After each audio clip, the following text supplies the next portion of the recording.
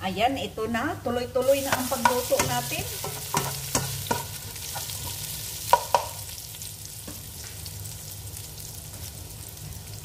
Kuha tayo ng black lemon. Black lemon, guys. Sa tinuro sa akin, ang black lemon kasi dapat mamaya na. Pero mas gusto ko ilagay ngayon. Kasi parang mabango pag ilagay mo advance ang black lemon. At saka ito na ipakita ko sa inyo. May ano na tayo, may white rice. Punong-puno. Ayan. Maglagay muna tayo ng spices. Yung yellow. Yellow na luya sa atin ito sa Pilipinas. Yellow na luya. Sa dito ito, ang tawag nila dito is turmeric. Sa Arabic is curcum. So, maglagay tayo ng konting cumin.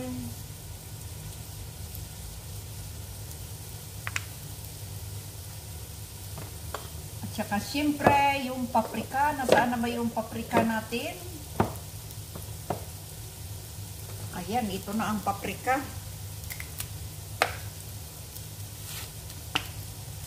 So, paunti-unti lang spices kasi pangit pag masubrahan ng spices.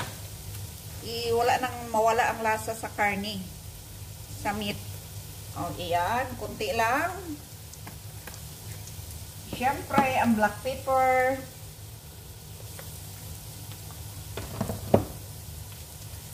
Fry muna natin, mga karosas. Tapos, isunod natin ang kamatis.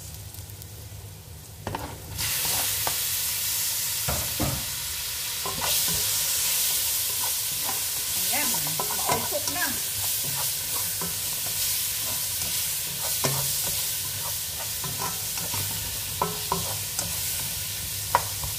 Diba itong klaseng loto, mga karosa? Sinisend ito sa amo ko sa WhatsApp ko. So, sinunod ko lang ito sa YouTube. Siya ang nag-send ito sa akin. Guys, may konti akong sitaw. Halo ko sa lauoy ko, sa dininding. Ayan, konting sitaw.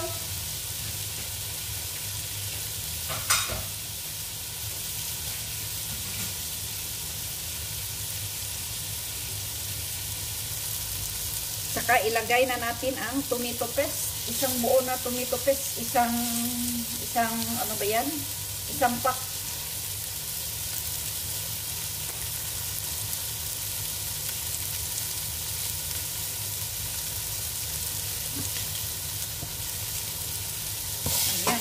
Natin mga karosas.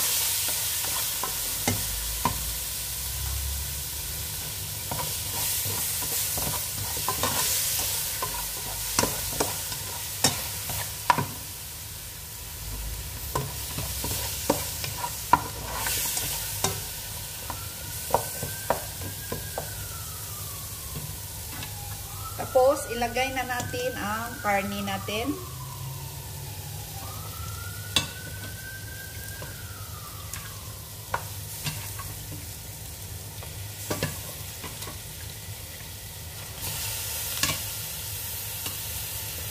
Fry natin para mas lalong masarap.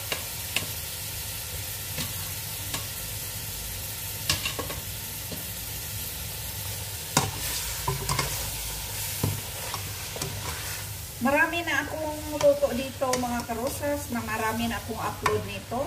Iba-iba ang pagkaluto. Ito, iba na naman. Ayan.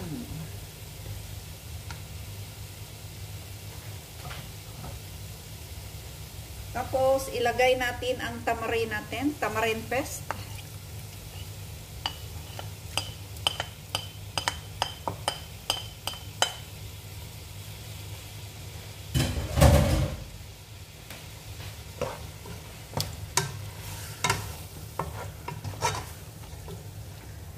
Hayaan muna natin sandali ang ano, na mag-absorb yung lasa. Takpan muna natin. Ay, hindi pala kasya. So, So, doon tayo sa may dulo. Yon, ito. May luto ako na lauoy. Hindi makita kasi nasa malayo. Lagay natin ang coriander.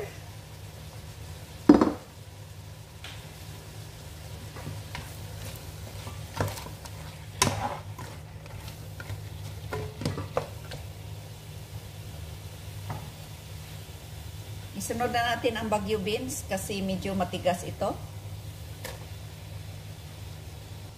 Isunod na rin natin ang patatas.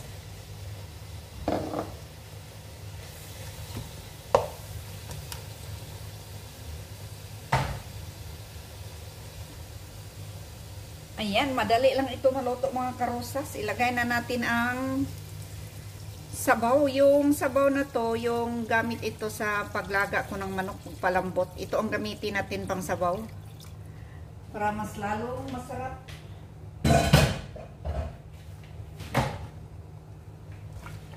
So, pag kulang pa, lagyan natin ng kunting tubig.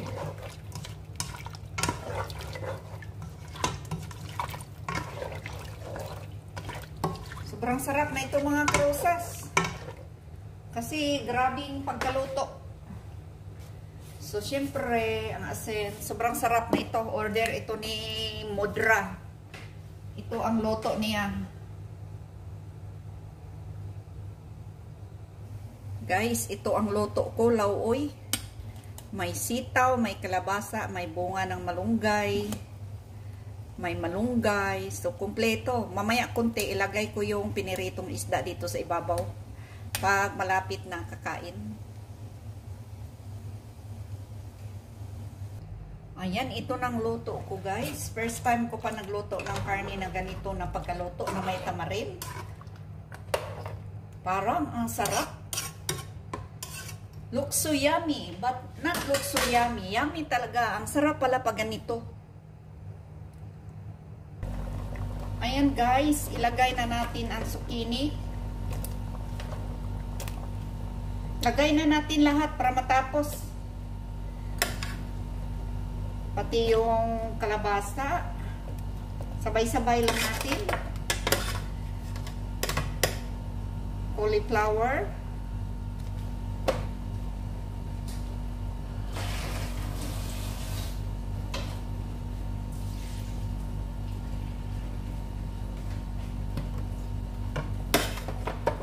Siyempre, ang okra.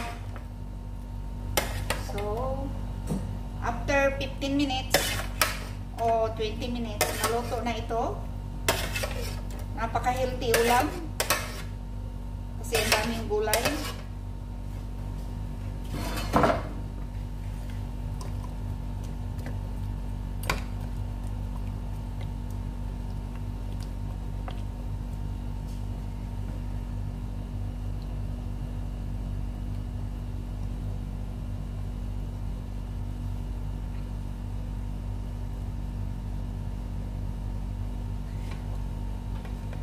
Ayan, ito na mga karosas.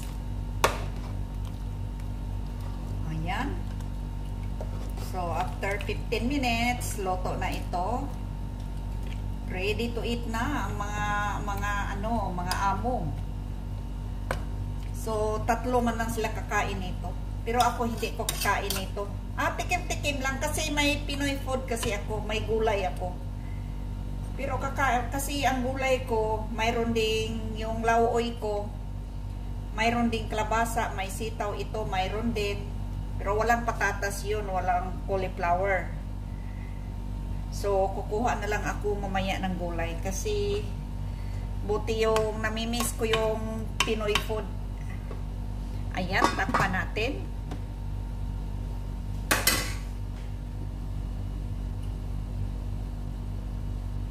Saka dito tayo, mag-arrange tayo ng mga dahon, yung ginger para hindi malanta. So, lagyan natin ng tissue.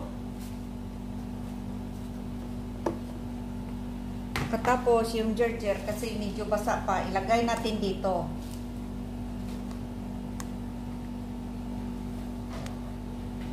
Pagkatapos, i-spin natin, mawala yung ano niya, yung tubig. Ayan.